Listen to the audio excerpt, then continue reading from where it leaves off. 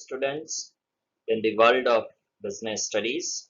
This is part 8 of chapter 5, organizing. Let's have a quick discussion about what we have discussed in this session. We have discussed about what is informal structure. We have discussed about advantages of informal structure. We have discussed about the disadvantages of informal structure, and finally we got the idea about the different points of differences between the formal and informal structure. Students, today we are going to discuss about one of the most important topic of this chapter, that is delegation or delegation of authority. In this, we will discuss about the introduction of delegation and delegation of authorities. We'll discuss about the concept and definitions of delegation. And finally, we are going to discuss about the elements or process of delegation. Students, this is the last third topic of this chapter. It means now only two topics left after the delegation. Let's start the topic with the help of concept and definitions of delegation. Student, before we discuss anything regarding the concept and definitions of delegation, let's discuss about the schooling structure. As you know that in a schooling structure, the highest authority is of principal. Now, if we talk specifically about our school, we have 200 plus staff, that is teaching and non-teaching staff. Now, what if principal will the only person who will sanction the leave, who will grant the leave for the teaching and non-teaching staff? Because such a large staff, there is a possible that either or other day, either or other staff member will be going on leave. So, if principal will only grant the leave to each and every staff, then he won't be able to perform any other activities. Another example, if the principal will only say that I will only manage all the accounts independently, then it won't be possible for him to reach in each and every area. Like he won't be able to perform all the activities to control the commerce department, the science department, the humanities department, maths department, then sports department, and so on. So, though he may have the knowledge, skill, and ability, then also he will transfer his authority to the subordinates to whom he trusts and believes. Now, this transferring the authority from a principal to other staff member, that is what considered as the delegation, because principal is the superior, subordinates are the juniors. So whenever there is any kind of the process transferring authority from a superior to subordinate, that is what considered as the delegation. So delegation is a process of transferring authority from a superior to the subordinates. Now, why the delegation is required? Delegation is very essential for the smooth functioning of business, because as we have discussed in this example itself, that no matter how a particular principal is capable of performing each and every activity, no matter how educated, qualified or skillful a principal is, it is not at all possible for him to perform each and every functions on his own. So he or she has to transfer some of his or her authority to the subordinates. This gives a structure, a shape of a particular organization. On the basis of this, there can be one situation, that is the relationship among the superior and the subordinates, because under delegation more than one levels of management will be created, and who is superior to whom, that will be determined by the authority granted. Like in schooling structure, HOD has the authority to give the command to the departmental teachers. It means he has the authority. So this authority will determine that the HOD is the superior and the class teachers or the other teachers of the department are the subordinate to him. So this authority determines the superior subordinate relationship. Now, on the basis of the delegation, there is the another concept, which is the delegation of authority. It is the similar concept like delegation.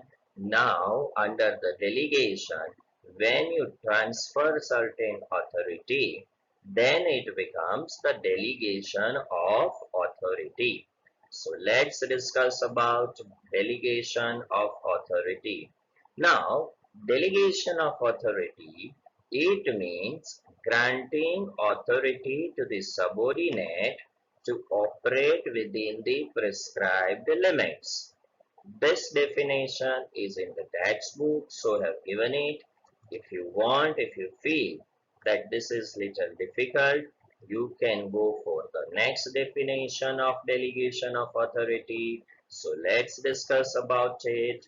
I insist that you remember the definition which we are going to discuss, because it will give you the idea about the elements of delegation of authority, which goes like this: that delegation of authority means to assign work to others and giving them authority to do it. What exactly it means, students? Let's continue with the example of the principal, that if Mr. Principal will grant the particular work, when the principal will assign a particular work of granting leave to the subordinates to the vice principal or maybe to the HODs. Now, when this responsibility is assigned to the HODs, at that time principal will give them authority to sanction the leave by their own name. It means the leave will be sanctioned by HOD, and on the sanction letter HOD will sign. So to perform the particular work, the authority is also given. That authority will be restricted or limited or prescribed limitation for performance of that specific work. So delegation assigns the responsibility, and to perform that responsibility, required authority will be granted. That is what delegation of authority. Students, here is the list of certain important questions which can be asked in the board from this topic. What is accountability? What is responsibility? What is authority? Explain process of delegation in detail. And finally, explain elements of delegation. Let's discuss about all these things in detail in the next slides. Let's start with the elements of delegation. This is one of the most important question, and the topics which we are going to discuss under this are responsibility, authority, and accountability. Students, if the question is for explain the process of delegation, then also the answer will remain same. And as it is a process, so don't forget, sequence does matter. If you will break the sequence, you will not get mark.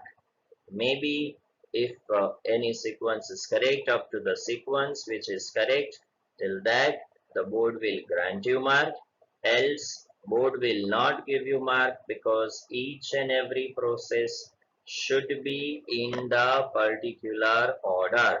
So in this also, sequence does matter. Let's start with the first point, that is the responsibility. Now, when we discuss about the responsibility, then in general meaning, responsibility means to do the work. Almost similar is responsibilities concept, that responsibility refers to the obligation of employees to perform assigned job properly. Now, why this word assigned job properly is mentioned? Because certain times employees performs their responsibility just to complete it. Why? Because after performance of that activity, they are going to get the salary either on the time basis or on the production basis. Now, if it is on the production basis, then automatically workers will perform the job properly. But if it is a time basis, the workers may not perform the job properly. So actual definition of responsibility stands that it's the obligation of employees to perform the assigned job properly. That is what considered as the responsibility. Now, if we discuss about the flow of responsibility, then responsibility always flows from bottom to top, that is from the subordinates to the superior.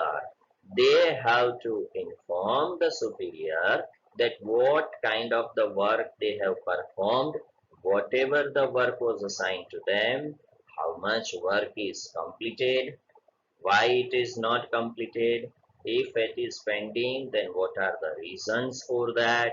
After completion of the work, they will submit the reports and everything. So this everything will flow from the subordinate to the superior. So responsibility always flows from bottom to top. Now normally when we discuss about the flow, then normally subordinates reports or provides the feedback for the particular work to the to the superiors. Now, responsibility, whenever a particular person has to perform or he want to complete the job assigned properly, at that time proper adequate authority should be granted to particular employee. Now, if the responsibility is assigned without granting him certain authority to complete the task, will lead to the dissatisfaction of the employees. And if more responsibility is given, then this will make the person ineffective, because without authority he won't be able to perform his job properly, so he may prefer to not to perform the particular job. That is why this may result in non-performance of a job. If we take the examples, then if you have been given the responsibility, I'm talking about the prefectorial team. If the prefectorial team is given the responsibility to maintain the discipline, But for maintaining discipline, if they have been not granted the authority to punish the students who are notorious or doing mischievous. Now in this case, whenever any prefectorial team will find that a student is doing something mischievous thing, at that time if they will scold, if they will try to punish him, the student will there say that you don't have any authority to punish us. Once or twice this incident will lead to the dissatisfaction amongst the prefectorial team, and they will become ineffective in the way that when they will see the other students doing mischievous, they won't perform their duty because they know that they are assigned only responsibility, but they don't have any kind of the authority to punish them. This results in a non-performance of a job and dissatisfaction amongst the employees. These are the NFCs of the responsibilities which you have to include if at all they ask. Otherwise, just go through these principles of responsibility, authority, as well as accountability. Let's discuss about the second element of delegation of authority, that is the authority. Students, the concept of authority remains the same, which we have discussed under the second chapter, Principles of Management. In that, there was one principle, authority and responsibility. Now, once again, let me remind you, authority is not at all only right to give command. It is not at all only power to take decision. Authority is a combination of both these things. So the definition says that authority refers to right to give command and power to take a decision. Now, authority always flows from top to bottom, that is superior to the subordinates. Like Mr. Principal will shift his responsibility to the vice principal, vice principal to the headmasters, headmasters to the academic in charges to the HODs, HODs to the housemasters, and from housemasters to the prefectorial team. So this authority always flows from top to bottom, and normally orders, circulars, notes, notices are transferred from the top to the bottom, that is from the superior to the subordinates. Now, when we discuss about granting of authority under the delegation of authority, at that time, whatever the authority is granted, that should match with the responsibility assigned to that particular person. Why? There are two reasons or two results that what if authority is granted more than the responsibility, and what if authority granted is less than the responsibility. Now, if more of authority is granted than the responsibility, then it could be misused. Let's take one example, which we have taken in the previous discussion itself, that if Mr. Principal will assign the responsibility to the prefectorial team for the maintenance of a discipline in the school, as well as he has granted them the authority to dismiss any student who is doing mischievous and caught red-handed. Now this authority is much higher than the responsibility granted to the prefectorial team. How this could be misused? Simply the prefectorial team will get a chance to square their personal issues. Quite possible that prefectorial team will dismiss the student who has not done any kind of the mischievous, but he has not good relationship with the prefectorial team. So in this way, if more of the authority is granted, then it could be misused. And what if the less of authority is granted? Students, as we have discussed in the previous slide itself, that if the less of authority is given to the prefectorial team to maintain the discipline, then it could result in a non-performance of work.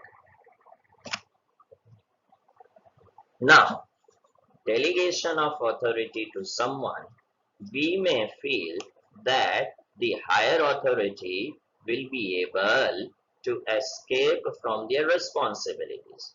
It means if Mr. Principal has granted the authority to the Vice Principal, from Vice Principal to the headmasters to the academic in charges, from there to housemasters and housemasters to the prefectorial team.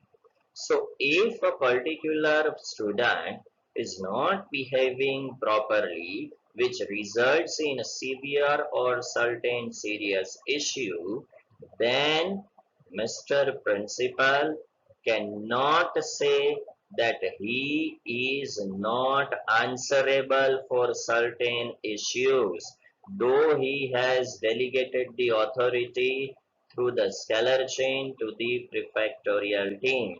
He remains answerable to the parents. Parents won't go to the prefectorial team. Parents will go to the principal if there is any severe or a serious action taken by the prefectorial team.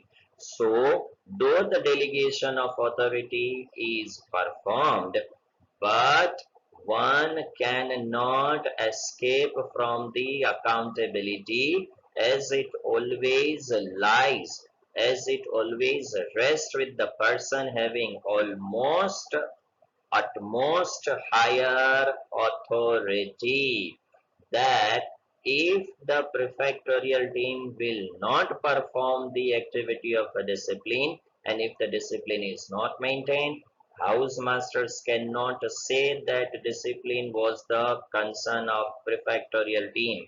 In the same manner, if housemaster will not perform the activity of a discipline, then this academic in charges cannot escape. In the same manner, this reaches up to the utmost authority, that is the principal. He will always remain responsible, accountable, and answerable for this work.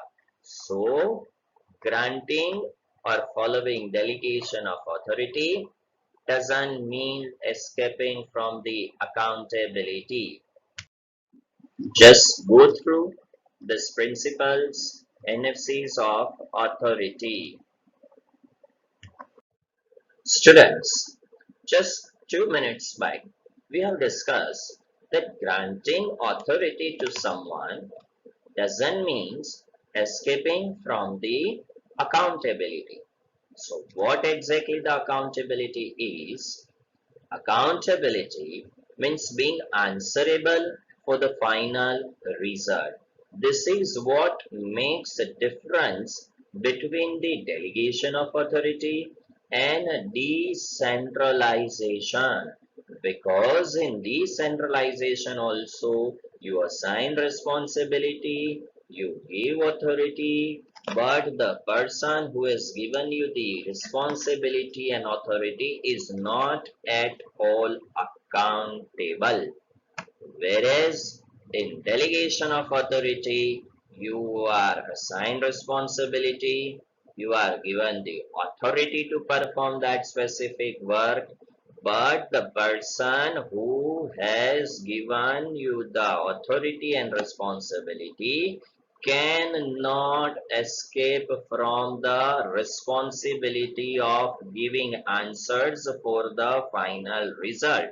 that if a particular work is not performed, then the highest authority, higher to highest authority, is always responsible. Now, this is one type of the obligation of a higher authority to perform the activities regarding the other subordinates' activity. Like if the work was delegated to someone, that how was his performance, what kind of the authority responsibility was granted, how far he came up with the expectations, and so on. Now, authority can be delegated by a superior to his subordinate, that we have discussed. But accountability is absolute and cannot be delegated. Now, why so? How it is? So, when a particular superior will delegate his some of the authority towards subordinates, then also he continues to be the accountable to his immediate superior, and this is what known as principle of absoluteness of accountability. Let's take one example, that housemaster has granted the authority to a particular prefect that pass this message to the old day scholars that today, due to inconvenient situations, there won't be the last lecture of 8th period. Now, if the student will fail to communicate this message to other students, and if there is any kind of the issue, then the prefect person won't be responsible. The principal will not call the prefect that why he didn't inform the other students on time, because the prefect was informed by the day scholar who is appointed by principal, not the prefect, because prefect is given the task by the housemaster. Housemaster, to reduce his responsibility or workload, he had assigned the work to the prefect. Otherwise, that work was to be performed by the housemaster. So simply delegating authority doesn't mean that he can escape from his responsibility or answerability. If there are any issue in this example, then the housemaster cannot tell principal that I have asked the prefect but he forgot to inform. The principal will reply that I don't know, prefect. I have appointed you as a housemaster. It was your responsibility to perform the task. If you cannot get the things done from your subordinate, then what is the use of granting authority to you? So, just delegating the authority towards subordinates doesn't mean the authority highest person can escape from his responsibility. Now, accountability flows upward. Again, the same thing. An essays of the accountability. Just go through it. Let's discuss about the topics which we have discussed. We have discussed about what exactly the delegation of authority is. Then we discussed about process of delegation and elements of a delegation. Process of delegation, that is responsibility, authority, and accountability. And that as it is a process, so sequence does matter. So the elements of delegations are also same, that is responsibility, authority, and accountability. Assignment for the day, that is here. What is delegation? Explain the process of delegation and explain the elements of delegation. Now it's the time to say bye bye and thank you. Bye bye, dear students. Goodbye. I hope the concept which I tried to explain, you understood it. If you have any doubts, you can contact me. Try to solve all the assignments by yourself. Thank you very much. Stay home, stay safe, and keep learning. Consider this lockdown period as an opportunity to learn new things and make your foundation very strong. Thank you once again. Bye bye.